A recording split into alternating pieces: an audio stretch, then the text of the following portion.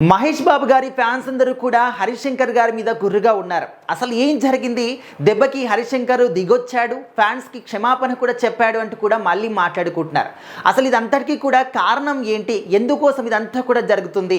ఎందుకు ఫ్యాన్స్ అందరూ కూడా హరిశంకర్ గారి మీద కోపంగా ఉన్నారు? ఆయన ఎందుకు దిగొచ్చి క్షమాపణ చెప్పాడు అంటూ కొంతమంది తెలియని వాళ్ళైతే డైలమాలో ఉన్నారు, ఫుల్ కన్ఫ్యూజన్లో ఉన్నారు.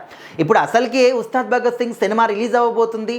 ఆ టెన్షన్లో హరిశంకర్ ఉండుంటాడు. మరి అసలు వారణాసి సినిమాకి మహేష్ బాబు గారికి అసలు సంబంధం ఏంటి అనే విషయం పట్ల మనం మాట్లాడుకుంటే, సో మరి ఈ మధ్యకాలంలో ఫ్యాన్ వార్స్ అనేవి ఎక్కువగా జరుగుతూ ఉన్నాయి ట్విట్టర్ వేదికగా.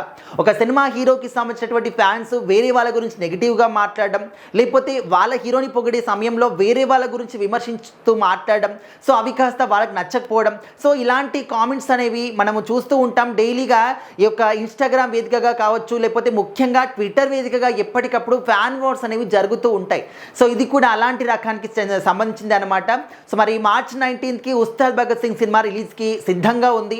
సో మరి సాంగ్స్ వస్తూ ఉన్నాయి, అదేవిధంగా ట్రైలర్ కట్కి కావచ్చు, బ్యాక్గ్రౌండ్ మ్యూజిక్ కావచ్చు, సో ఇలాంటి అన్ని పనుల్లో కూడా హరిశంకర్ గారు ఫుల్ బిజీగా ఉన్నారు. సో ఈ సందర్భంలో ఒక పవర్ స్టార్ పవన్ కళ్యాణ్ గారి ఫ్యాన్ ట్విట్టర్లో ఒక పోస్ట్ పెట్టారు.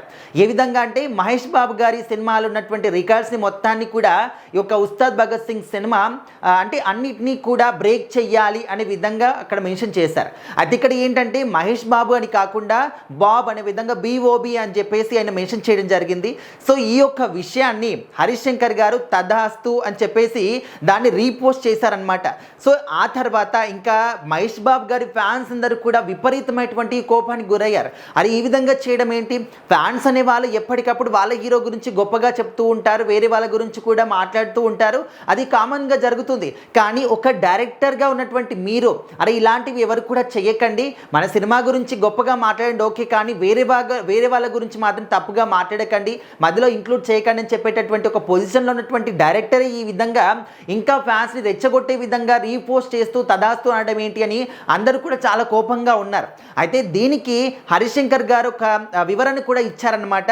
వితిన్ మినిట్స్లో ఆల్రెడీ ఒక ట్వీట్ని కూడా డిలీట్ చేయడం జరిగింది. అయితే ఆయన ఏం చెప్పాడు అంటే, నాకు కూడా మహేష్ బాబు గారు అంటే చాలా ఇష్టం, నేను కూడా ఆయన సినిమాని చాలా ఇష్టపడుతూ ఉంటారు, నేను కూడా ఆయనకు అభిమాని, అలాంటి వ్యక్తి గురించి నేను ఎందుకు తప్పుగా మాట్లాడతానని చెప్తూ అసలు నేను ఫుల్ బిజీగా ఉన్నాను. ఇటు Ustaad Bhagat Singh cinema post production పనులు కావచ్చు, లేకపోతే RR ఇవ్వడానికి బ్యాక్గ్రౌండ్ మ్యూజిక్ ఇవ్వడానికి కావచ్చు, తమన్ గారి స్టూడియోకి వెళ్ళడం జరిగింది, ఇటు సాంగ్స్ విషయంలో ఫుల్ బిజీగా ఉన్నాను. సో అలాంటి సందర్భాల్లో చాలామంది కూడా సినిమా గురించి గొప్పగా మాట్లాడుతూ అండ్ అంటే పోస్టులు పెడుతూ ఉన్నారు, ట్వీట్లు చేస్తూ ఉన్నారు. సో వాటన్నిటినీ కూడా నేను చూడకుండా రీపోస్టులు చేస్తూ ఉన్నాను, వాటికి తదాస్తు అని చెప్పేసి లేకపోతే రకరకాలుగా నేను రాస్తూ ఉంటాను.